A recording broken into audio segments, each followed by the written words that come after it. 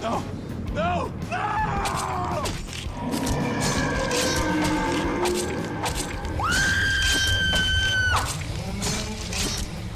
Horror Pop Extravaganza. What is up, all of you beautiful souls out there in the world? You know, man, each and every one of you, just for being here, are the coolest people on the planet. And we hope you know that.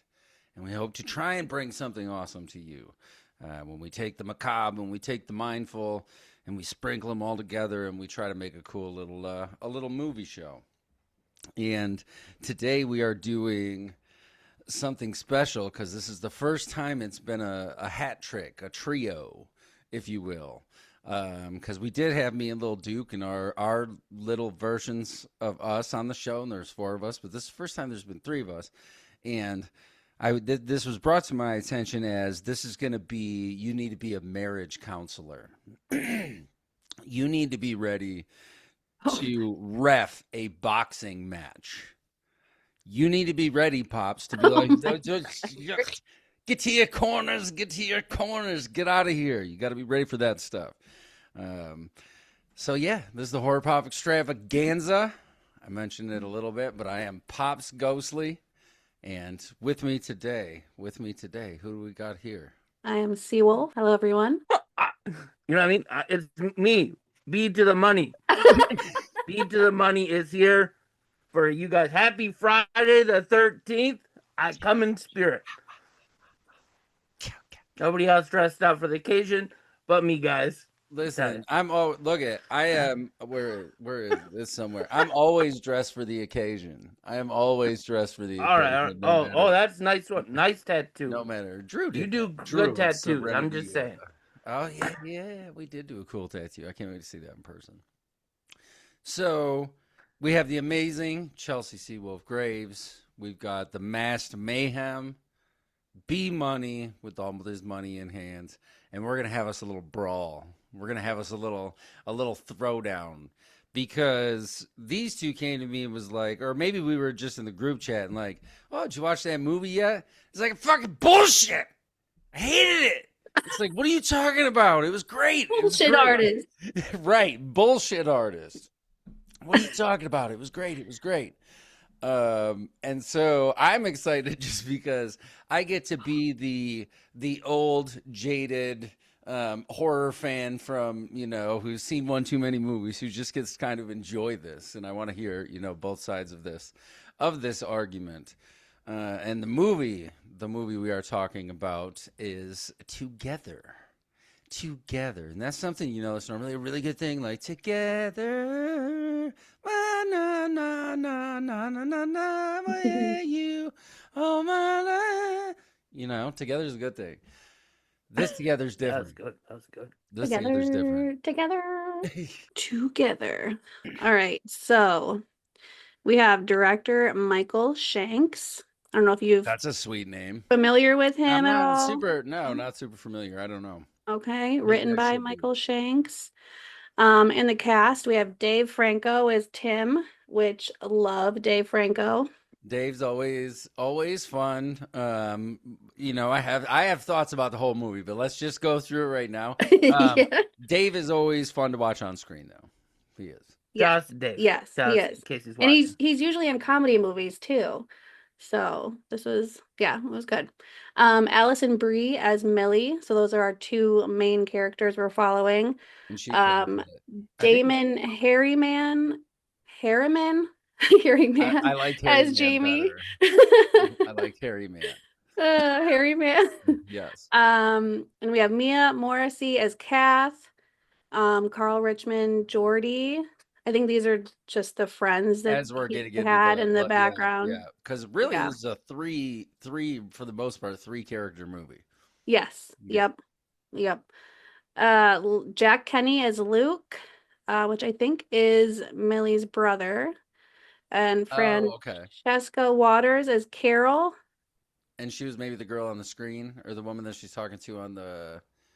I don't know. Just go ahead and keep. Yeah. We're to a good way through because for the most part, I mean, if you watch this thing, there are only 3 characters. Yeah. and we're going to spoil the crap out of it. So if anybody listening hasn't seen it, but we really want to know what you think, each and every one of you beautiful souls, man, because Every you one can of help us. Well, you can help us debate this movie in the comments. So please let us know your thoughts. You know, if we get some good ones, we'll throw them out there, read them on the. If we get any of them, we'll throw them out there and read them on the show. But yeah, we want to know what you think. So we got the director, we got the cast. I'm interested what IMDb thinks this movie. And just to say, because we are going to spoil it, like the correct way, I think, to listen to the podcast is to always watch the movies first and then jump on the podcast and, you know, like see what kind of opinions we have on it. Or I think there's another side of that. Of people are like, I'm too scared to watch the movie. So they wanted to, you know, Lil Duke, when he brought this to me, he was like, I was scared for 45 years or something like that. A long time. He's like, I couldn't watch any horror movies. So I think there are those people who maybe enjoy, like, ooh, I know a little bit about it, but I don't have to endure, you know, something like this, or The Greasy Strangler, or, you know, Rubber, or any of these. Now, this is not quite, I think, in the same category as some of those, but it is, you know, body horror that, it goes some places. Yep. All right. So IMDb says this movie, the summary of it: years into their relationship, Tim and Millie find themselves at a crossroads as they move to the country. With tensions already flaring, an encounter with an unnatural force threatens to corrupt their lives, their love, and their flesh. Dun, dun, dun. Dun, dun, dun. I feel like it kind of wraps it all up. Yeah. I mean, it touches on everything. And I mean, absolutely, you can see the tension in their relationship from the very beginning. So, I mean, yeah, I feel like that's a pretty good summary. That's not too bad. We do open. This movie has a lot of surreal elements, and I want to kick off just by saying it was so well shot. Like some of the cinematography, I was like, oh shit, we're coming up from under the lake, and then we're going to spin around and do all this stuff. Beautiful cinematography across the board. I like it, and I'm going to give you some reasons why I don't love it as we go through this, because I think there's some stuff there. But I'm not picking a side yet. I'm going to leave it to both of you to make strong enough arguments that, you know, because I'm kind of on the fence. I'm like, okay, maybe I missed something. I did, though. I sat and watched it. I put on my Apple, my big headphones, connected it to the Apple TV, which is the best way to watch it if you can do it, because it's just full immersive surround sound. Put your headphones in. And, yeah, I'm excited. So why don't we just... It sounds like you were, like, endorsing Apple right there with that sponsorship. In case they're watching. Dude, in case they're watching. I'm just saying. Okay. An Apple sponsorship would be some good money. So let's kick things right off. We open up in this surreal kind of nightmare, if I remember right. We are in Tim's No. Okay. No, we're not that right? far. No.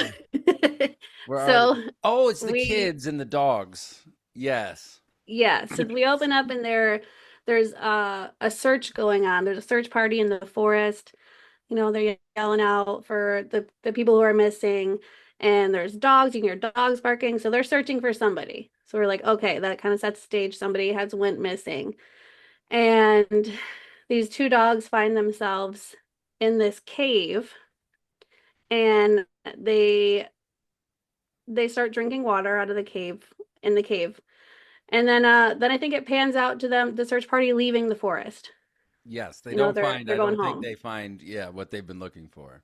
Yeah, and the no. dogs were part of the party, so they go home with their handlers or whoever it is, and then we get to this dude's house, and it's like, oh shit. Quick question. We see the dogs in the cave eating the water, right? How the hell did the dogs get out of the cave and up top to the search party? Listen, there's a lot of... Okay, I want to say the director probably has a version of this movie that's 2.5 hours long, because that was one of my...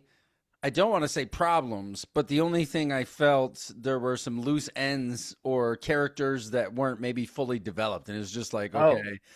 especially these early on characters. I'm like, damn, we had this whole search party and everybody. But I want to say it's setting us up to like, okay, yep, we got some puppets here for you to look at, but check out these fucking dogs.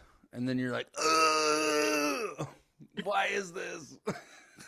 Why is they, like, and they're all Yeah. together. They're like morphing together. And at Yeah. first, before they even morphed, they were just like staring at each Right. other. Like the owner found them and they were just staring. And it's like, okay, odd, what are you guys doing? And then he finds them all like all morphed Right. together. So, and I get it. That's a little plot hole in that there's Yeah. a cave. How did they get in? How did they get out? I mean, However, with a lot of horror, you just have to suspend disbelief to a certain degree. But me and Lil Duke talk about it a lot. When you have a writer and director who are the same person, they will write a 4-hour movie, a 3-hour movie, and then the studio comes in. It's like, hey, if you want big distribution, you got to trim that shit down. And sometimes that does leave us with threads that are just kind of hanging out there, and you're like, wow, you just got to accept it for what it is. But the dogs, I don't know how they got out, but they, maybe a hole around the corner. There was one little air hole where they could go sneaking back out. yeah, dogs can use their sniffer and they can find things that humans can't. So True. I'm gonna Ladies leave and it up gentlemen, to that. beautiful souls. 1 point for the team money on that one. All right.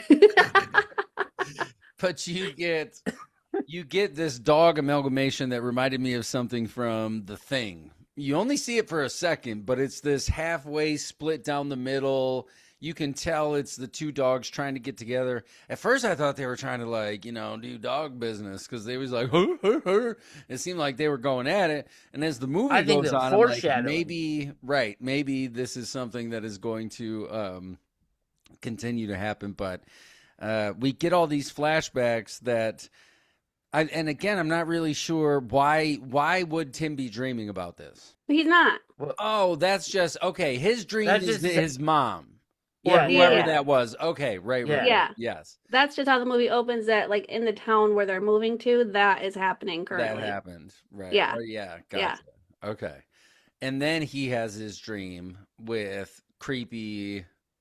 We don't know who it is yet, but it's just it puts like the creepy lady in The Shining almost to shame. I said almost because I don't know. We go to the party. We go to the party before the dream. I thought he was, but he's like flipping through his records though. I thought he had a dream. Yeah. He has a couple dreams in this. He does throughout it, yeah. Yeah. We do after that opener. We pan to like a party, and it's like a going away party, and he's going through his records, and he finds a picture of his mom and dad, and he just looks at it, and he's all like somber. So you're like, oh, okay, that's something that's happening. Right. And then Millie walks in. She's like, oh my God, we're matching. We're so cute. Like, hello. Let's go to the party. The dynamic between these two, we're led to believe, and they set it up pretty quick that maybe their intentions aren't the same or their feelings aren't exactly the same. Yeah. For her, it seems almost like, okay, it's time for you to shit or get off the pot. We've been doing this for like 10 years. It's time for you to settle down, to abandon your dream of being a touring musician and doing all this amazing stuff because his brother's there, and his brother's like, what's up, pussy whip? Like, you suck, dude. You ain't coming on the tour doing the cool guy stuff, and at least I won't die and regret everything with my life. Flashes Someone else's life flashing. Yeah. But he is clearly troubled, not only by the relationship stuff, but by these outer forces of, I'm getting to this point in my own life where I think a lot of people have to deal with this, the rite of passage kind of thing. And it's like, do I abandon, something I've been working towards, or do I give up on this thing? In a lot of cases, I would say, yes, just abandon it and go on to something else, do whatever else you want to do. But he's really bummed out. I want to play this record. And then she gets down on one knee. And as a man whose wife proposed to him in a Civil War cemetery. Whoa. Yeah, I know. There's a fun factoid for you. I respected it. I was like, good for you, girl. Go for it. You know what I mean? Like, if you want something in life, try and make that shit happen. Sadly, it kind of backfires when she sees his face and he hits her with the, like, you joking? And she's like, Yeah. no, yeah. And that was played well. I think these two have some pretty decent chemistry, for sure. Yeah. So yeah, he just stops. He just looks at her and he's like, it's just dead silence. Everybody's in the room watching. Right. It's so awkward. But he's like, yes. Are you joking? Right. Yeah. And he does. Yeah, at the end, he's like, of course. Right. And I think for him, his life, and we'll learn why his life has been chaotic, for a while. And again, there's some stuff that I feel like is set up that never really fully pans out. Like I feel like there's a little more story there with the parents outside of he's like, oh, because they're at the party. This is a going away party. We're moving to the country. We're giving up city life. They keep picking on him because he doesn't have a driver's license. He's only got a learning permit. We're going out to the country. She's a teacher, and he's gonna go back and forth into the city to do this one last gig. But this is their big farewell. And as soon as we get to the country, he walks in like, "Fuck, who farted? Like it stinks in here. Something smells bad, really, really bad." And he sniffs it out like a hound dog, dude. He is. Yeah. I mean, to follow it to the light is so impressive, and we'll learn why he has that great sniffer. But he pulls this rat out of there, and the rat like squeaks and jumps in his hand real quick. Jump scare. And part of me, in reflecting back on this, how much was in his head, because I feel like we're led to believe that Tim has had some mental health problems for some time. And they set it up really quick that he doesn't like intimacy. She tries to be very affectionate towards him. She'll be like kissing on him, rubbing on him. He's like, "Oh no, I got bad gas or a headache or something. Like, I don't want to do anything." And her girlfriends are like, "Yo, he's weird. Why doesn't he want to do it and stuff?" And she alludes to something. Well, he's just been having a hard time and stuff like this. So did they ever identify how long ago his parents or whoever died? No, they didn't. They kind of hinted that it was recent because they hadn't had sex since they died. So he's been just having a hard time. That's what it was. Okay. And but he made a really big deal out of like, I haven't told anyone this. And I guess if it was that recent, I feel like, and how long did he not check on his parents? That he got used to. Yeah, that was a thing too. Right. I mean, he said he went in there because they lead us to believe that she kept him in there dead for a while and was just cuddling up next to him. Right. The mom kept a dead body, and he sees her old face, and he's just like sunken skin going everywhere with cataracts eyes, like, ugh. And she's just laying next to this corpse, and he walks in like, "Fucking, that ain't old trash. That's a dead person." And he gives this explanation about how he found his dad. And I don't know if he ever says it's his mom, maybe a stepmom or somebody, but he finds his dad, and his dad's been dead for a long time. He tells her this old story after they go hiking, because she's like, "Come on, you want to do it?" And he's like, "No, I got to make some sweet, like, on his bass. And how about we go hiking tomorrow?" "Awesome, let's go hiking tomorrow." They go hiking. He gets lost. I mean, I get it. He doesn't have a driver's license, but I feel like living in an urban environment, you would still have some sense of north, south, east, and west. Because it's like, oh, that's just south of here. Oh, that's just, but this dude is incompetent. He's like, "I got a compass." And she's like, "Sweet." And he's like, "North's that way." And she's like, "Okay, what does that mean?" He's like, "I got no idea."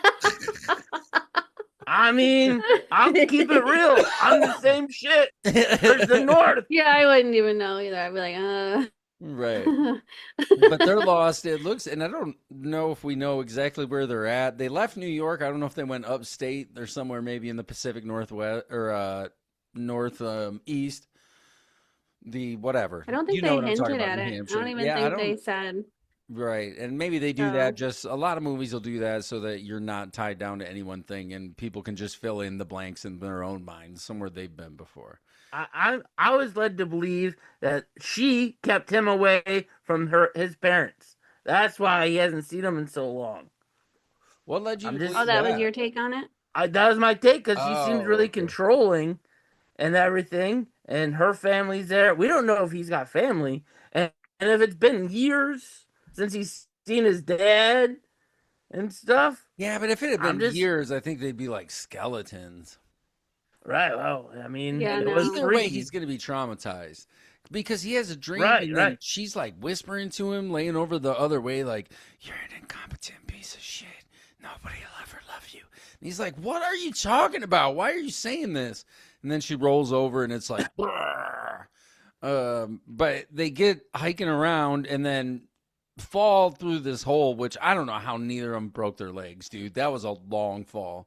I don't think That's right. we do have to suspend disbelief, but I don't think a lot of people in this world have fell from more than like 10 feet. It's a fucking, you got to be landing just right that you don't just crinkle a bone and it just stabs right through your leg.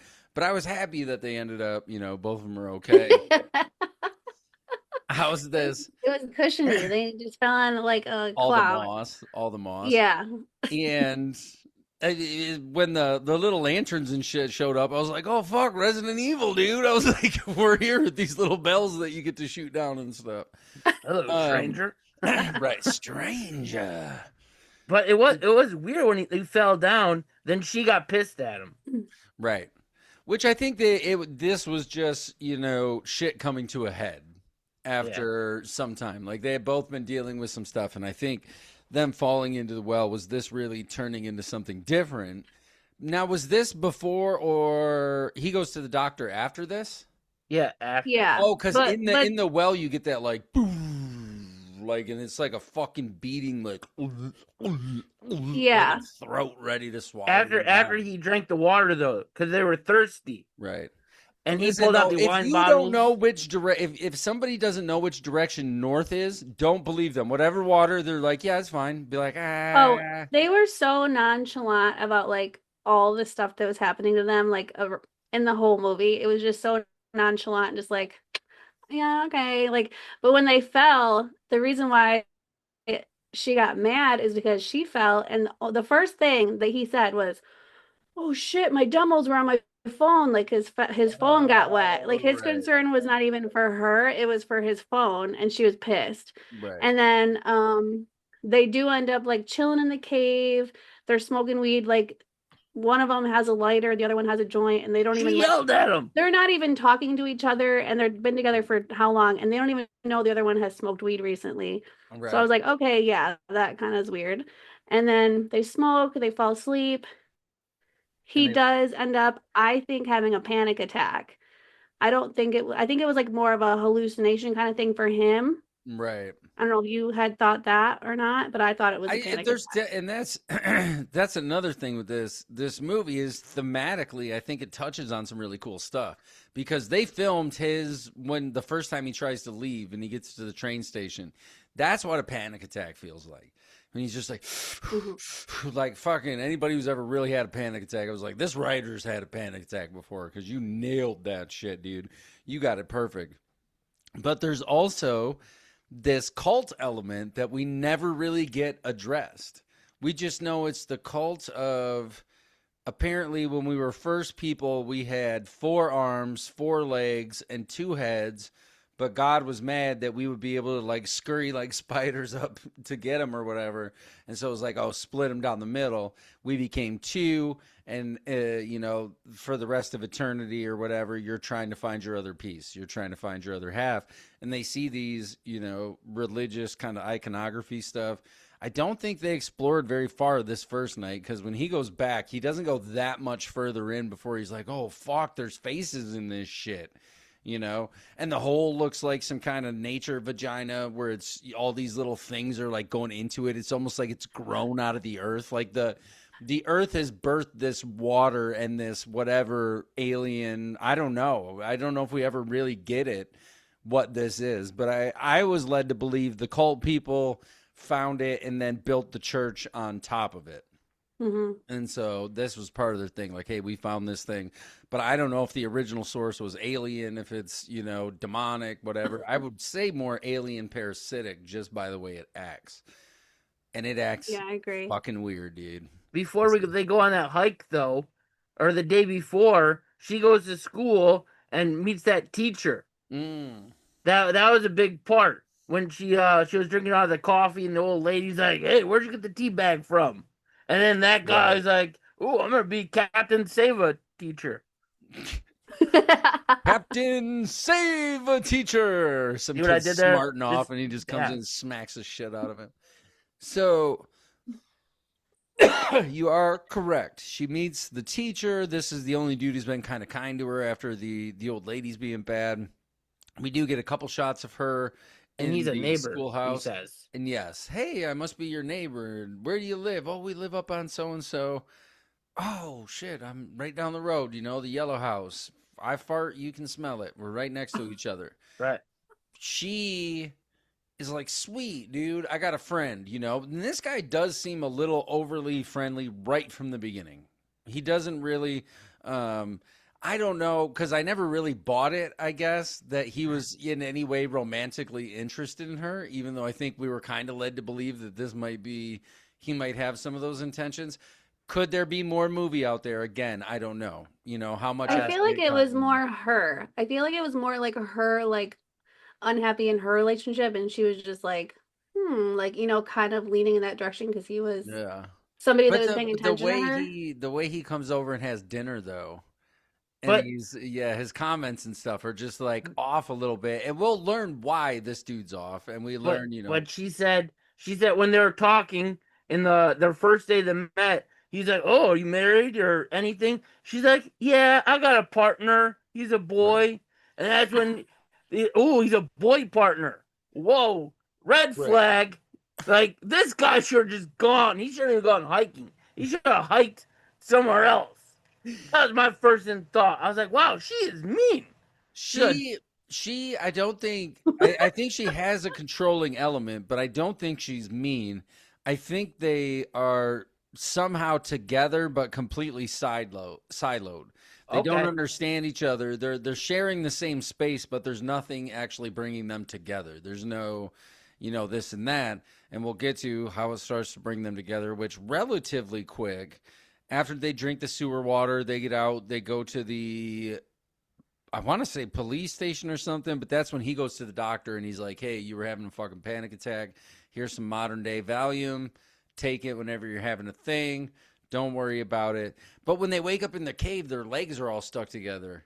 And she's like, what's that? And he's like, I don't know, moss. Like, I didn't even know what the fuck north was. And we're drinking weird water. But yes, it's sticky. And there was a book I read, The Ruins. The movie wasn't super great, but the book was cool. And it was about these people who, like, as they fell asleep. That book. Oh, yeah. When they fell asleep and then they wake up and the shit's all over them. But this was kind of like that. It's this very, viscous, gooey substance that is between their legs because their legs were the only thing touching. They rip it apart and it's kind of like, there's some resistance right there. Okay, let's figure out how to get out of the hole. Did they climb out? Yeah. I think they climbed out, yeah. Like a ladder type deal. Right. And they end up getting out of the hole, go to the wherever, tell their story. Oh my goodness, that's crazy. She's telling the teacher, I want to say comes over maybe that next day after he gets his pills, but Tim's looking jacked up pretty fast. He's like, oh yeah, because she's like, she comes out of the shower like, ooh la la, in the kitchen. She's like, sits down with her towel and she's like, hey, can you give me a little rubby rub? Then he does, and then he turns into the Incredible Hulk. Right. He just starts mashing in her and she's like, ow, ow. But he's off in La La Land. He's like, in some other, he's in like a trance. Right. Because he was thinking of passion, and the passion turned him into a crazy person. That's my theory right now, folks. Follow along with B Money here. He had that theory of ooh la la, and it gave him more muscle and testosterone, and then he hurt her. Okay, Kinda. That's a theory. I'm here for it. We're here for all theories. Yeah, that's right. I think it was the initial, or I believe anyway, that maybe it was just the initial, like, this thing kind of coming to life inside him, because he seemed to notice it before she did. Like, don't you feel like this shit is wrong? But everybody just kept writing it off as dude was crazy. But yeah, because what happened, he does the little handsy massage. I don't know what I'm doing with my hands, but anyways, and then then what happens? Oh, she takes off somewhere. After she gets dressed, she's like, I'm gonna go uptown. And he's like, all right, you don't want me to come? She's like, no, you kind of look like shit, buddy. Go take a shower and take a nap. Then that's when he goes to the shower and he gets all crazy again. He starts getting thrown around. There's some invisible force that's put, right. Like, and we get this. this cool bird's eye view in the shower, and he's just ping ponging around that thing like bing, bing, bing, Right. bing, bing, bing, It was bing, as bing. she's Yeah. driving. It was like following Right. her. And we realize, I guess at this point is the first time you really know that the further apart they get, the worse things start to happen. But I don't think when she first leaves, because she goes over and sees the neighbor guy. When does he find out that somebody had gone missing? Someone tells him that, right? And When he went to the doctor. yeah, and Yeah. he starts So to dig into the history of the property Yeah. and the fact He these did the people- ping pong in the shower. Then he got freaked out. He went to the doctor on his own while she went uptown to do her thing. And that's when the doctor's like, oh, here's the prescription. And then he gives him a little brief of what happened in that town. Like, oh, you're new. Right. Then he goes home, gets on his little Facebook, pulls up the missing people. And that's when he's like, hey, wait a minute. And their internet is bad. That has to happen Yeah. for some of this to work. Yeah. Their internet is spotty. They just have this little antenna type thing. So he does learn this, and he starts looking in, and he sees the people. And there was this weird moment of kind of like almost this Black Mirror moment where she's like, I don't want my last post to only have 23 likes. Or he's like, delete all my shit as soon as I die because I don't want my last digital memory to be fucking something. And she keeps saying something about like hashtag dying, like be right back or Be Yeah, right she- back, dying. Yeah, Yeah. BRB dying. I mean, I was like, Right. that's pretty funny. You're clever. So he ping pongs around, realizes something's wrong, goes there. She comes back. They're having some attraction. Does he No, eat her the hair doctor before showed up. or after they? Oh yeah, Oh, he yeah, shows they up have for dinner. Not the doctor, not the neighbor, the little creepy The neighbor teacher. guy Yeah. shows up, and they have a little dinner, and then that's when he's like, "Hey, you're the boy partner," and that's Right. when you find out about his driver's license, and then he's like, "I'm basically trapped here." You see the tension between them now, Yes. and now Right. it's in front of the little nerdy teacher guy, and then he You're takes not getting off. held hostage, and it's like, well, I shouldn't Yeah. feel like I am. I can't go wherever I want to go. And then he's like, bye. And he doesn't even shake the guy's hand, which is disrespectful. And he hugs the girl. And then the little nerd teacher takes off. They shut the door. They go, Bruce paid attention to I that. did on purpose. This guy was they- breaking all the you bro already- codes. and that's where I had the same problem where I feel like they were trying to set it up. It was the hug more than anything else. Yeah. That they were trying to set Yeah. up that he might have some sort of sexual intention towards her, whereas Tim is just a hot mess. And even when he closed the door, he's like, well, he's friendly. And she's like, oh, don't worry about it. Da da da da da. And the- I'm going to Yeah. take you to the train station, but I can't take you all the way. I'm sorry I can't drive you all the way to the city. And this is how fractured, these people are roommates at this point for the most Yeah. part. She's like, I can't even take you all the way. I'm so sorry. Just go ahead. but Tim had that ooh la la moment, and they start to get a little handsy frisky again, and then their lips get stuck together. with the bite. Yeah. Yeah. Which I was confused on this part because I'm like, you're making out, it's like a hot and heavy session, and their lips get stuck together, but she thinks that he bit her. Right. And I was like, I mean, you can make out and like do a little lip biting and like it's okay. And she immediately gets pissed and is like, why don't you like me? And I'm like, what? Right. And she's Like, okay. intense. She's intense. And it was more like it looked like their skin got stuck together. Yeah. And kind of pulled Yeah, because apart. his eyes did that ooh la la moment, like in the kitchen, He guys. was in a trance. Right. Yeah, that's right. He had impure thoughts, and look what And happened. we don't ever, at least in my opinion, get a full explanation. We get a lot of maybes. Maybe Yeah, that's- this is why, maybe this is why. But for me, it's like, how are all these things interconnected? And we'll get to some of those as we continue to move on. But they do the lip bite. He's going to go to the city. He's at the train station panicking. I mean, full-blown panic attack. Opens up one of his things, pops a pill, takes off walking like a crazy person, just like on a mission. Like, I love the way these people contort their bodies around when they're getting, dragged and everything like that. I thought that was fantastic. This unseen force pulling at each of these individuals, trying to bring them together. But maybe it's because he got the higher, I don't know, because she gave him or he gave her the bottle of water that they brought with them. There was a little bit left.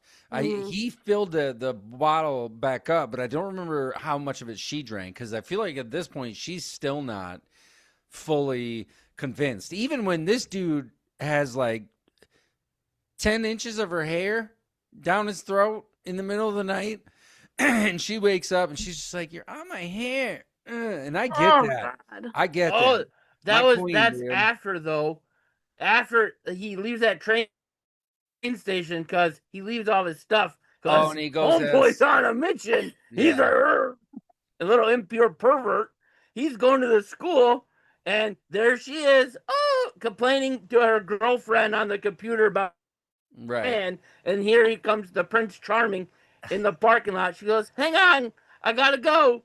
Shuts it, and then drags him into the bathroom, folks. And go Yes. ahead, Or go she, ahead. yes, they And end this, up in the bathroom, yeah, making talk some about sweet lovin's, but very, not in like a super sexy way. This is, and it gets even grosser when dude walks in. He's like, this is like a little boy's bathroom, right? Yeah, Like that. Yeah. totally just like you are in a little boy's bathroom, you're having sex, like you're at school, like this is so inappropriate. Right. But they were just like so he's in the lost to each other, trance, and it though. was just He's in the like, trance. He Well, had the at impure first, thoughts. I think at first he believed it was probably just her period, but then he sees the footsteps come down on the thing, but they're stuck oh together yeah, like two dogs going at it in a Michigan winter, dude, and they like, fuck, I can't get off. Like, Yeah. he blames her, like, what are you doing, Kegels? Like, let me go, dude, what's going on here? And then she looks him right in the eyes, is like, hold on. And I'm like, oh, and you just see Oh, but she his wiener getting like just yanked. about. I was like, ah. And she ends up it's like, you amazing. need to jump up on the toilet because now there's some other footsteps. There were footsteps that were a little kid that took off, and you could hear they were and then we hear more adult footsteps come in, standing outside there, and she's like, 1 second. She gets out. Blood running down the inside of her legs. She talks to the other teacher, but he's like, oh my goodness, here, like, don't worry about it. But then he sees the other footsteps come down. And all this while Tim's like, I just can't control myself, dude. Like, I just had to be with you. And she's like, oh, it's the romantic gesture I've been waiting for all this time. I've been waiting for him to do this. So she's kind of excited about it and is like, oh, just next time at home. And then relatively quickly, we wake up and she's like, oh, my hair. Like, you're on my hair. My wife hates it when I get on her hair when we're sleeping. I understand this. Ow, get off. And then she goes to pull on it. And then you see his face, but you don't really see what's happening. And you go, she clicks the light on, and he's got, like I said, 10 inches of her hair in his mouth, down his, and they even do a close up on the throat where you're watching it, put it, kind of going down and whatnot, almost like a face hugger from Alien, the way it just, yeah.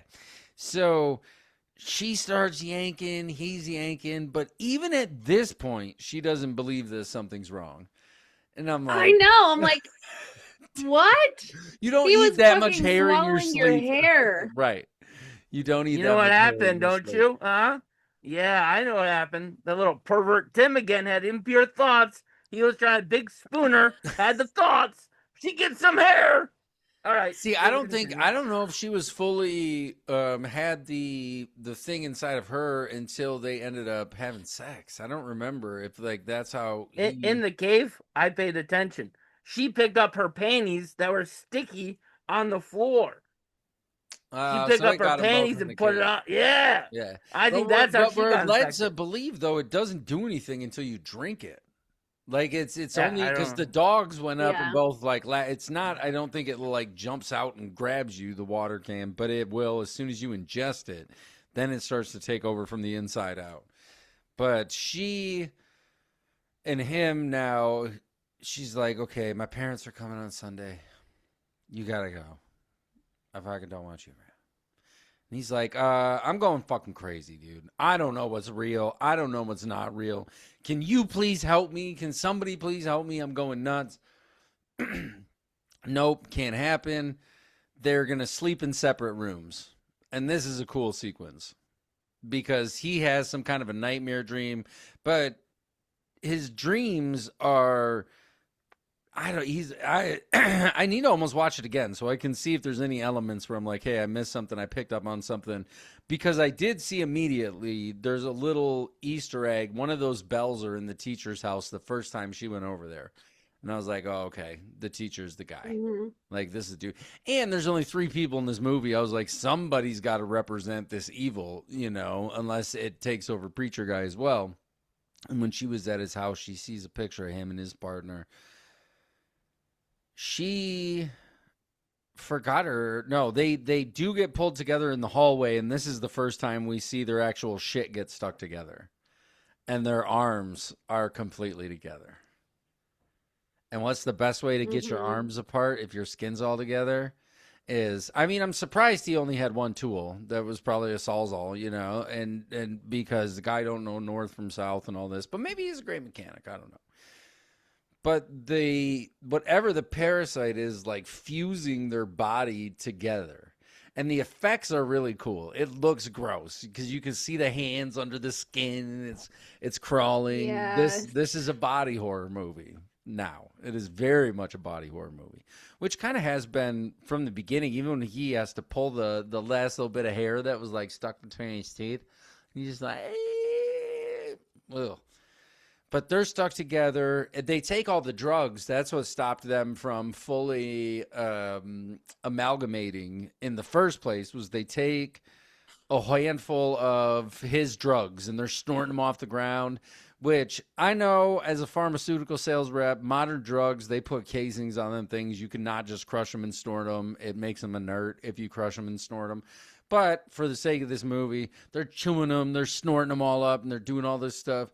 And they're like, okay, we're finally getting it. And they just fall out. And then he wakes up like, oh, shit, like, where am I? What's going on?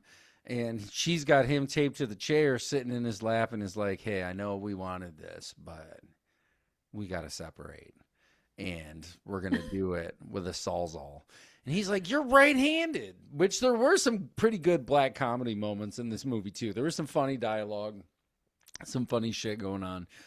But they get into it, and they don't really shy away from, these people cutting each other in half and then waking up at opposite ends of the room. You get this really big kind of, I guess kind of in between a mid and a wide shot. But you get this really nice shot of them. Don't get too close together because it's going to pull us to each other. We can't physically stop this thing. It is stronger, whatever. If it's got our neurotransmitters, our neural pathways, whatever it is, it's going to bring itself together. What are we going to do about it? Well, I don't know. What are we going to do about it? We're going to bandage our arms up. We're going to go to the hospital because she eventually says, I think, like, we need to go to the fucking hospital. There's no other, option here. We have to do something. Okay, let's go. Oh, shit, my keys are gone. Well, where are your keys at? I left them over at Professor, such and such's or Mr. Whoever's house. She heads over there. She's like, don't go anywhere. Just stay here. And he's like, bet. I'm going to stay right here. And he immediately, like, this guy is no Leon S. Kennedy. He is no Leon S. Kennedy. But he grabs rope like he is. And he's like, I'm going back to the cave to figure this thing out. We're going to go back down there. I'm going to see if I can find anything else. Some way that we can stop this. She goes to their teacher's house, and this movie is beautifully shot. I loved all the set pieces. I thought everything was gorgeous. We get these awesome shots going into the house. Again, very Resident Evil. I'm like the manor almost. You got these big sweeping staircases and all these offshoot rooms everywhere. But she walks in and there's a video playing on TV, a VHS or something playing on TV, and she gets closer and closer, and she's all fucked up at this point. She looks a hot mess too. And on the TV, though, you see the young version of the teacher whose house she's at and his partner. I can't remember what his name was, but his partner, and having this wedding type ceremony. But it's a lot more than that because they slice their forearms like open, dude. Like gashes, wide gashes of just coming out everywhere. she's like, oh shit, like this is not good. Whatever I'm looking at is not good. And she sees the bell. She realizes this is kind of where they were. And then he's in the corner like, oh, and changing the channel or something like, it was us. And this, again, really cool. You get these, kind of vertigo type shots at the same time. His voice is changing, which I thought was a really neat effect. Yeah. The way, and his face, I feel kind of like cracked a little bit near the end. Yeah, like it wasn't him. Right. Well, we'll kind of learn why it wasn't him. But and she ends up getting away because he cuts her arm wide open with his little ring. He's got this gold ring and he cuts her open. But then she hits him in the head or does something and has the ability to jump up and take off. She goes running. We cut to the cave, and this is where you meet Double-Headed Debbie. And this this abomination. Well, first he starts to uncover more clues. There's like faces in the wall. Almost this thing seems like it's trying to become almost a singularity. I don't know if it only combines the two, or if when they combine the two, there has to be a little shuck of a shell or something, whatever the original part was left behind, and then it gets absorbed into this single mind, hive mind kind of thing. I could be totally wrong because I do feel like there's some unanswered questions here. But there definitely is. Yeah. It's like the cave like absorbs everything around it, kind of. Like the church is kind of in there. There's like, faces in there. It's just all absorbed into it. Like, okay, what's happening here? Because they said the church sunk. At some point, it just sunk into the ground, and that's the cave they fell into, was the opening that was the church originally. So he starts, this thing comes out with... In that movie... Oh. Go ahead. Oh, okay. But no, in that movie, the wedding ceremony, the guys open up the gates, and then they bring everyone down into the church. Oh, you're talking about in the little video. In the chapel. Yeah, in the video. Yeah. I was like, oh, that's how they got maybe down there. Yeah, because they had to have, somebody had to have discovered that and figured out why it made these things, pull themselves back together. He figures out some of it. We don't get much out of the cult outside of what you just said, B-Money. We get the video, a little bit of, people in white cloaks, and then the one guy, he's even dressed in white when he's trying to get to her.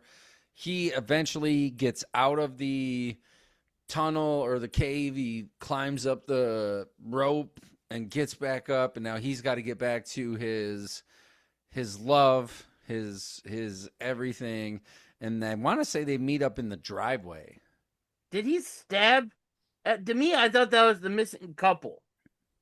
Yeah. Two faces were the missing couple, I thought. Okay, so he must have stabbed them or something, because there was a knife in their neck or something like that. Oh, they kept saying, help me. Yeah. Help so me. He got the knife, and that's when you see him being like a little cliffhanger, climbing up top there, and then he pulls out the knife, and then he's going back home, like a beautiful romantic story. There she is. Hey! And then he's, okay. And then we get to this driveway scene where he's like, I think I finally figured out what we have to do. They're holding on to shit as their legs are getting pulled, and it's like, oh, okay, I think I know what we got to do. And he gets down on one knee and is like, I love you. And I don't like, again, I feel like this movie was touching on depression. It was touching on codependency. It was touching on anxiety. It was touching on mob mentality and fanaticism. It was touching on the supernatural. But I feel like there were so many ingredients that I had a hard time tasting, like, what is it supposed to be? Because I taste a little bit of this, a little bit of that, a little bit of this, a little bit of that. But this ending... It's like a buffet of emotions. It really was. And we get this Romeo and Juliet moment almost, where he's like, there's only one way to stop this thing, and he's got the knife in his pants or whatever, and takes the knife out after he expresses all of his love to her, like, there's only one way to stop this. I gotta die, dude. Like, it's the only way to go. And he goes to put the knife to his throat, and then he sees her trembling forearm, he's like, oh no. And he looks at the ground and there's blood. Oh no, really no. And she's going to collapse like, oh, and he's like, Millie, and goes sliding across the gravel on his knees and grabs her up. He's like, no, you can't die. Like, you can't let this happen. And this moment right here took a whole half a point off my score for me. And I still feel the same way re-saying it.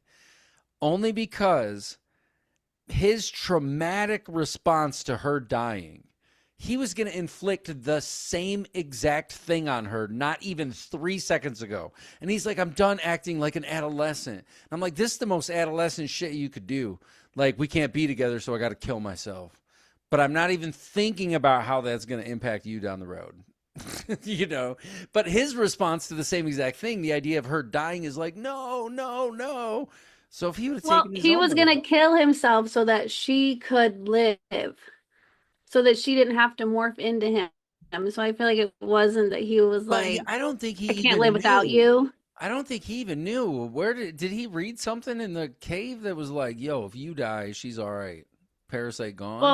Well, back in the middle there, he was looking up the people that were missing, right? And he did like a search of the last picture they posted, because in that picture there was like the bell in the back. And he did like a search or whatever and like seen the latitude, longitude. And then so he was like, oh shit, that's right there. So then he went to the cave and then I think he put it 2 and 2 together that was them together. Right. So I'm just saying. that's my thought on But it, did is that he knew. have 100% certainty that if he killed himself, she wouldn't just come over there and be like, you know, and suck him all back up anyway and turn into the. I guess you don't. I guess he didn't know that. Yeah, but Yeah. for me, it was like, you know, he makes this big declaration about not being, you know, adolescent, but is acting really drastic, really, you know, rash. But we do get them sitting together and kind of a flip of when she woke up, or when he woke up and she had him tied up. She wakes up and he has her on this bench or wherever they're sitting. He's like, it's the only way I could stop the bleeding. And he's got his hand like under her skin, holding on to it, all in there, keeping everything. And he's like, you want to listen to the Spice Girls? And I was like, okay. Okay. So with his other hand, he turns on the Spice Girls record. He bears his soul. I think I'm ready, you know, for us to become one. I'm not afraid anymore. And again, I don't know if this is allegorious to commitment, if it's, you know, allegorious to our need for someone else in our life all the time. And even if it because the presentation at the end of this is not pretty. It's not. By the time they finally get fully fucking, there's a hand hanging, a whole arm hanging down, like on the floor, like it'd be the sickest break dancer ever. And we're expecting, I think at least some of us were expecting some sort of, you know, blissful resolution that these two had kind of finally figured something out, and maybe there is this, but then who knows? Maybe it's supposed to represent the growing pains of change and shit like that. But then you get to the end. I personally don't think Duke Spooky. He might have. He made it through the substance. He made it through the substance. Oh, okay. Yeah. Okay. Well, it definitely gave me substance vibes. Yeah. At the end there. Yeah, definitely the body horror feel. The body horror. And you get this gross thing where their eyes eventually come together when they're making out. Oh, and his hand is going like around her, breaking her ribs from underneath as they slowly you just see it like all underneath the skin. As they're becoming as they're playing the Spice Girls. Right. Oh yeah. When two become one, that was the song. Right. The Spice Girls.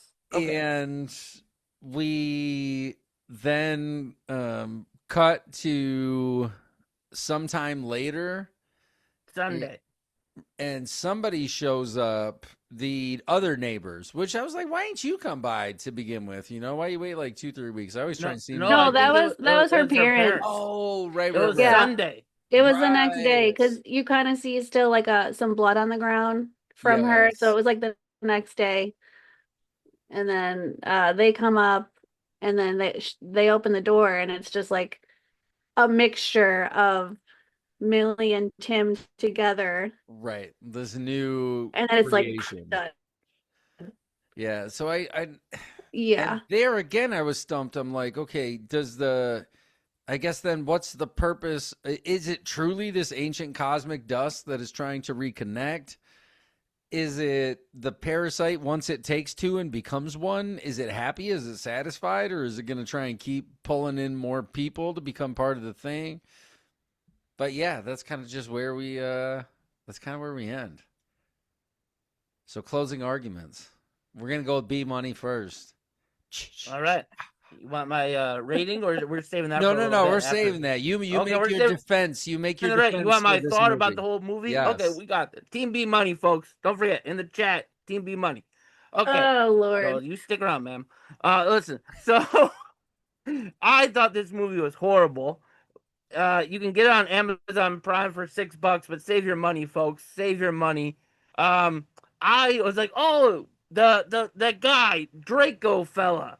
I was like, oh, he was in Pineapple Express. This is actually going to be a funny movie. I'm going to have a little giggle. No, not one single giggle in the whole stupid movie. I mean, this guy. There were giggles. Well, for sick people, There were a who couple. watched- There were some good dark comedy. but I was just I was like, this is not a good movie. Your skin's becoming in one with another person. They took that whole meaning of go F yourself to whole new levels. I'm just saying, if anyone tells you to go F yourself, think of this movie. Okay. But yeah, I was just like, where's the monster? Like, what's going on here? Like, I want to see some bad monster. I want to see something crazy. And yeah, there was nothing. It was just blah. Not every movie has to have a monster. Oh, okay, all right. There can be some unknown here. Okay, there can be something where we're like, this isn't explained. Objection. We don't Your really Honor. know what's happening, but there's something fucking going on. Your Honor, objection. Hang on. Interrupting us. So this guy, this poor schmuck, he gets bossed around by his lady all around, and the brother knows about it. He's like, hey, you're living someone else's dream. I'm just like, man, and then he did tell him. He said, when you married my sister, I thought you would bring her up to cool, not the other way around. She brought me down to, yeah. I lost all respect for her when she couldn't drive her man to the city so he can go perform with the boys to live his dream. He moves to the country for her to live, let her live her dream. She goes, okay, honey, take the train, and then takes off on him. Why wouldn't you stay there? It was there? a Thursday, and she had school, and it was her first week of school. What's more important, love or school? I mean, she was Anyways, the only one supporting everybody. Okay, objection again. She was. So yeah. That's where I lost. I was like, man, this girl does not love this man. She should take him to the train, take him to the city, support his dream because he's supporting her. But she defended him to her friend, though. She was like, no, he is a good guy. And she's like, I know it. Like, he remembers this stuff. And I think, she called him a good cook. No, that was at dinner. They had the little argument. But yeah, I see what you're saying on the phone, on the TV, on her video call. Yeah, she was talking to her friend. She really made a good argument for him. But and her little brother. Like, what credit should we take on him? Maybe he, is a fucking bum who just is like still chasing his dream that's unrealistic. And it's like, but he offered him the job to be in the spot. He's like, hey, we're on the record label. We have an opportunity for you to help you out. I was like, wow, what a good guy. He's going to go on tour with them and everything else. And all she had to do was just take him to the city. Yeah, help him out if you're that good, why don't you have a backup guitar player? Or maybe you are just trying to help your brother. But I still don't think she should take the total brunt of the blame. I mean, okay, and he doesn't have a driver's license. Absolutely okay, not the total. No way. Not the total, because he had. I feel like you're like Team Tim for some reason. No, I'm not. Objection again. You've got, okay, ready? You got B Money. You've got 24, 30 seconds. Go Okay. now. 30 All right. seconds remaining. And he was selfish when he fell in the cave and didn't check on her first. He did show some selfish moments of himself. And I feel like this movie is still horrible, folks. Don't, it's not all that. And there are a couple in real life anyway. Just don't watch Oh this yeah, movie, they folks. are. I forgot about Yeah. that. I didn't. They are a real Don't watch this couple. movie, folks. Save your $6. Watch a different movie, but watch this podcast first. Okay. Okay. And Closing time. argument. All right. CeeWolf. Chelsey. CeeWolf Graves. You have got 2 minutes. 2 minutes to. I feel like he had like 4 minutes, but Okay. You can take 5. okay. Go ahead. Okay. First of all, you do not have to buy the movie on Prime. It is on Hulu for free. Just watch it there. Okay. And I think this was a pretty good movie. I liked it. I liked how it touched on the toxic relationship and how they were just together and they were comfortable with each other, and they were trying to put a band-aid on the relationship by moving and doing something. And then I really enjoyed the whole build up to them like joining and like the whole body horror scene. I really enjoyed that aspect of it. I loved the scenes where like his hallucinating scenes where he would like have the dreams and just the random stuff that like those like the scene when she was laying next to him and she was like choking and she was like that. Oh, yeah. That scene was pretty cool. The mom under the blanket. Just the when it's like when your body, you don't control your body and you're just like that kind of horror scares me. Like when she was standing outside the door and is she like sleepwalking? What's going on? Like that was weird. The hair eating was weird. The grotesque part of it. I just and I don't really know why Bruce is like team Tim and thinks that Millie is the bad guy. Like Tim is 35 years old and doesn't have a job, doesn't drive, depends on her for everything. I mean, hello, what do you mean? Okay. So, yeah, I thought it was good. I liked it. Some parts of it kind of scared me a little bit because, like I said, when you get to like those parts of being a human where like the like sleepwalking thing, like if I ever woke up and my sister was like just staring at me in a sleep, and you know what I mean, like, and I'm like, what the like that's scary. That shit's scary. And I felt those kind of vibes in this movie. And I think those are great points. I think they're great points. So like B Money said, all of you beautiful souls, let us know in the comments. Are you team this is worth it? Are you team Tim and not worth it at all? And I feel like I've touched on most of my talking points, but we'll get into the rating and I'll leave my couple there. So B Money, out of 5 stomachfuls of human hair, how many do you give together? I give this a 1.5. Lack of nudity for a nice horror movie.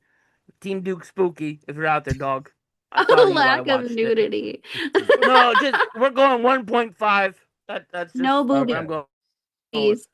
Okay, there was a little side boob. I feel like when they were morphing together when they first started, but then they just kind of slap you right in the face with like arms breaking ribs from the inside out. So it kind of there was a little bit of wiener action. Oh yeah, definitely. Get to see a wiener, Dave Franco's wiener. So a little bit of dong. I doubt it was probably really Dave's, but stunt wiener. I mean, you never know. Right? We can. A girl can dream. Dave Franco stuck inside me. All right, CeeWolf, Chelsey Graves. How out of 5 stomachfuls of human hair? How many do you give together? Okay, so when I first watched this movie, me and Madre talked about it. We both said we give it 4 stomachfuls of hair. Okay. Now that I rewatched it today. I do see the plot holes. I do see the whole cult aspect definitely wasn't touched on enough. We needed more of a backstory there. There's a few holds. I'm still gonna go with a 3.5. I still enjoyed it. I still thoroughly enjoyed it, and I think it's worth a watch. And just the cringe aspect of it too, that Right. ugh, Like maybe it doesn't, maybe that is the primary vehicle for it is just like you want to see something crazy, like you want to watch some yeah. crazy movie, sometimes that is okay. It doesn't Uh, have to like fully make sense. I mean, it's like it's obviously not part of this world, and it's a horror movie, so yeah, why not? I enjoyed it. I am going with a 3, a straight 3 across the board because there was a ton that I Okay, really okay. liked about this movie. There was, like I said, just from a cinematic standpoint, I could have sat there and watched it. But kind of like you said, there was just elements where I was like, okay, I could have used a little bit more. I can kind of see where the editing, you had to cut down for time because this still comes in at almost an hour and 50 minutes. It's not a super quick little watch either. So I think there probably is more of this that got left out on the editing floor. However, from just an enjoyability standpoint, I'm here for it. I think it's fun. Will I go back and watch it anytime, in the very near future? I doubt it. If it's on one day, will I turn it on? Am I mad that I watched it, though? Not at all. But, I'm a child of Cronenberg and stuff and like Videodrome. And so my library of body horror is big. It's like it's the same thing with shark movies. It's like, oh, okay, yeah, I will watch any shark movie ever because I love shark movies. But there's some where I'm like, I've seen that once. It was enjoyable, but I'm not going to go back and do it again. This one, I Right. don't know. I kind of want to watch it at least once more to see if there's anything else I can pick up on that I might have missed the first time. But if you want to watch it, as CeeWolf said, it is on Hulu right now, or you can rent it or purchase it on any of the major streaming platforms. We want to hear from you, all of you beautiful souls. If you've seen it, what did you think about it? Do you love it? Is there something we all missed? What we think doesn't even really matter. We want to know what you think, man. So let us know what you thought. Maybe there's a whole underlying message that we all three completely just like, phew, Yeah. shoo, who knows? But yeah, let us know what you think in the comments. And if there's any movies you want to hear us talk about, please feel free to throw those in there as well. And now we will take a couple moments before we wrap this thing up to pause for the living. And I want to pull directly from the movie this week because I think it jumped out at me. And I mentioned it a little bit, him, and maybe it was the psychosis of him wanting to kill himself. But too often, and you made the argument, maybe he thought he was trying to save her. Maybe he thought he was trying to save her. But I don't know if he really thought through. And too often, I think as individuals, we don't really fully think through how our actions, words, or decisions might affect someone in the long run. Because even if she survived, she's going to live with this knowledge. So her last image of him is him stabbing himself in his own neck. That's going to be burned into her memory forever. Just like Forever. forever. And so Tim, I think there was not really thinking all that great. He wasn't really thinking about Millie and, what this might do to her in the long term. And I feel we as a society sometimes, not all the time, but sometimes really don't think before we talk. We speak to hurt.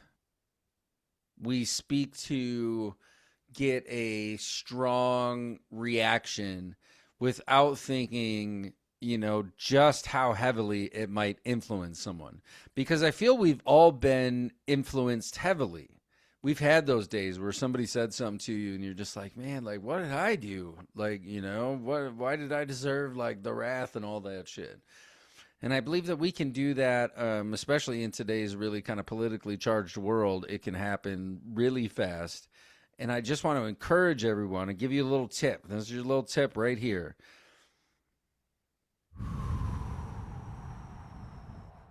That's it. I think if Tim would have stopped and taken a breath, he was frantic. I'm going to do it. I'm going to right in my neck.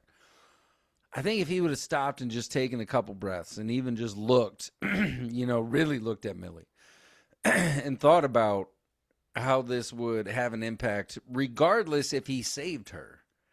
You know, like saving her might not even have been the best thing for her. We did learn they eventually was just, at least I think they both decided like we want to be this monster. We want to be this together thing and be this whole new being, you know? And in some ways it's like, okay, well, are they just a child that, you know what I mean? Like if two people come together like that, it, you know, you can create a child and it would have the DNA pattern. So them melding together, did they become their own spawn in some weird way, like the DNA completely Ooh. mixing up?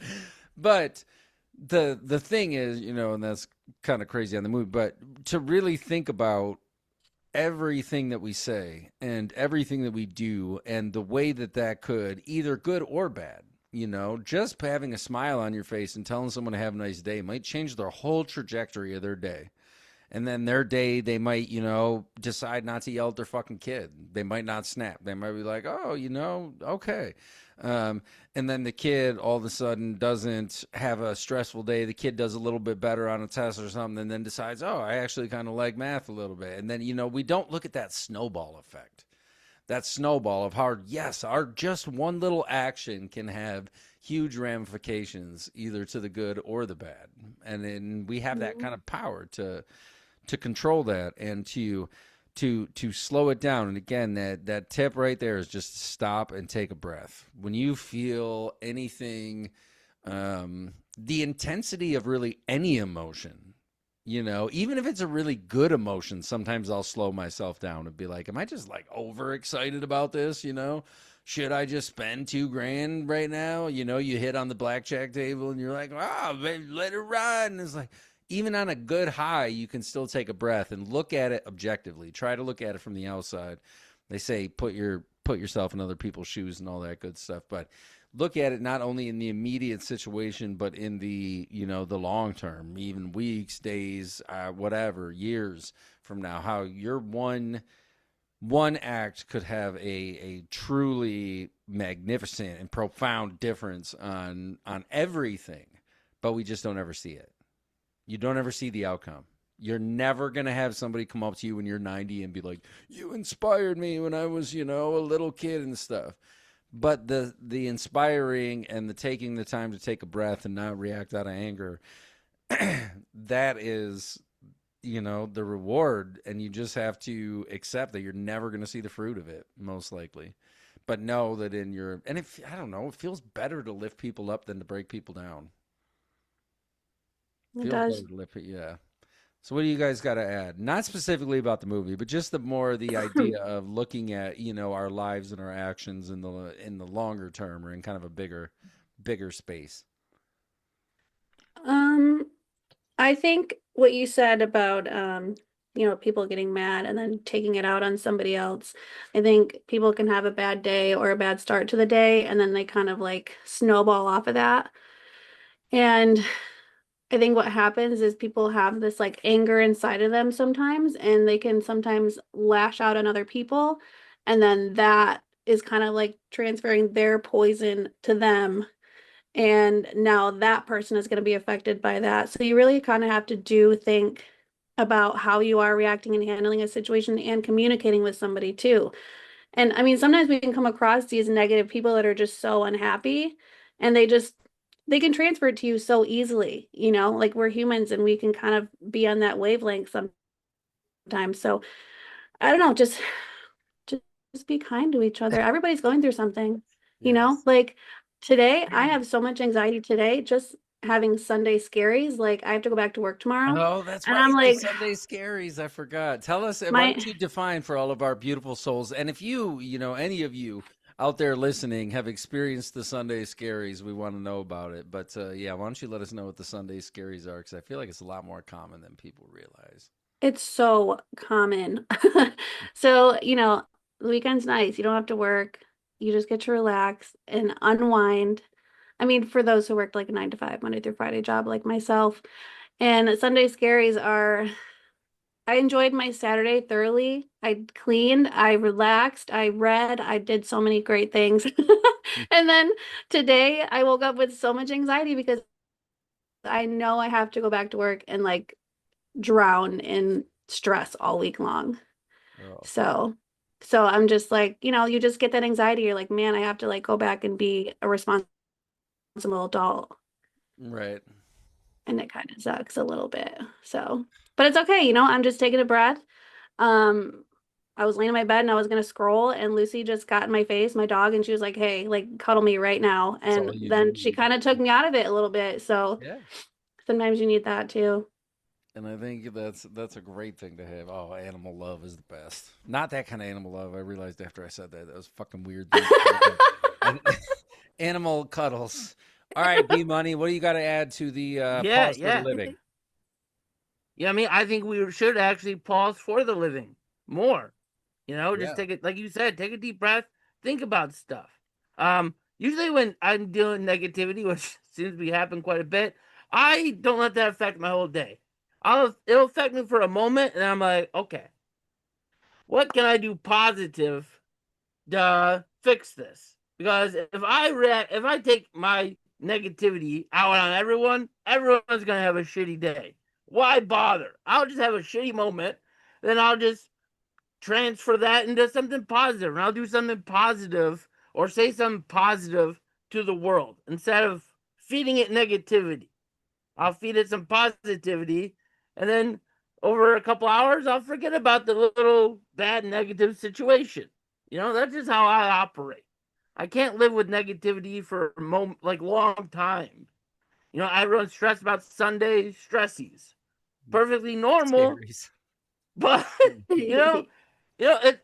tomorrow it's going to be a good day because you get the opportunity to change lives. You get to walk in there, hey, bring smiles to happiness to people. That's just my Oh, outlook. yeah, I know. I mean, I know it's gonna be a great Right, day and you're it's a gonna be human. fine. Totally get it. You're a human person. I get Yeah. it. But together, beautiful souls. Don't think about the tomorrows.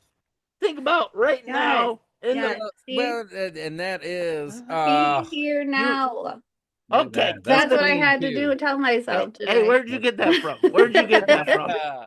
Okay, I'm Shout out to just Pops saying Ghostly.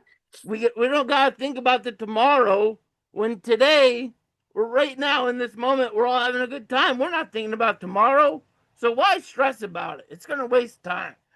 Worry about tomorrow. Forget Yeah. about yesterday. That's already done. You can't change it. For the moment, you can go ahead and show off your tattoo. I'm just saying we need to live in the moments more and Agree. enjoy them.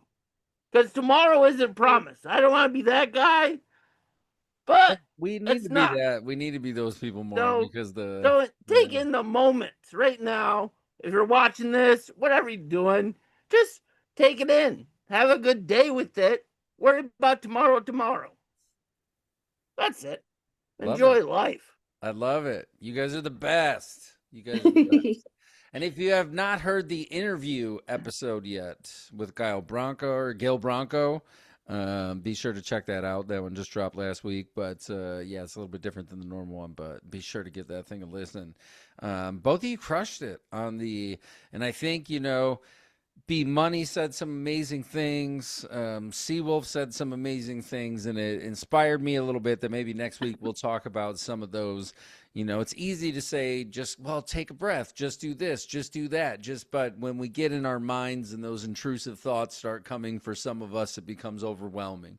And it becomes, so maybe we'll start talking about some of the little tools, like actual little tools you can use, not just take a breath, but try this. And I would say the biggest thing that I've run into talking to people about breath work and breathing is that we only tend to do it, for a lot of us, we only tend to do it in the face of anxiety. It's something, if you practice it all day long and just figure out little, and I think it's easier once you have a little trick and you're like, oh, okay, I breathe in for this many, I breathe out for this many, I do this. But then it becomes the more natural state of being. You just become a person who is kind of breathing for that relaxed state of mind more consistently. So those tricks and more on the next episode of the Horror Pop Extravaganza.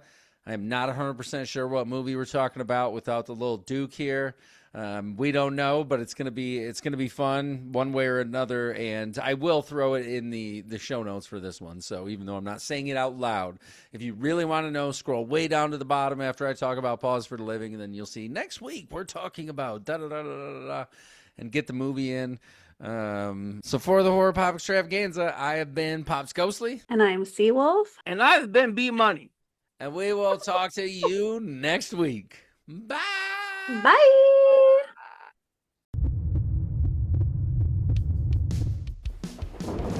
No! No! No!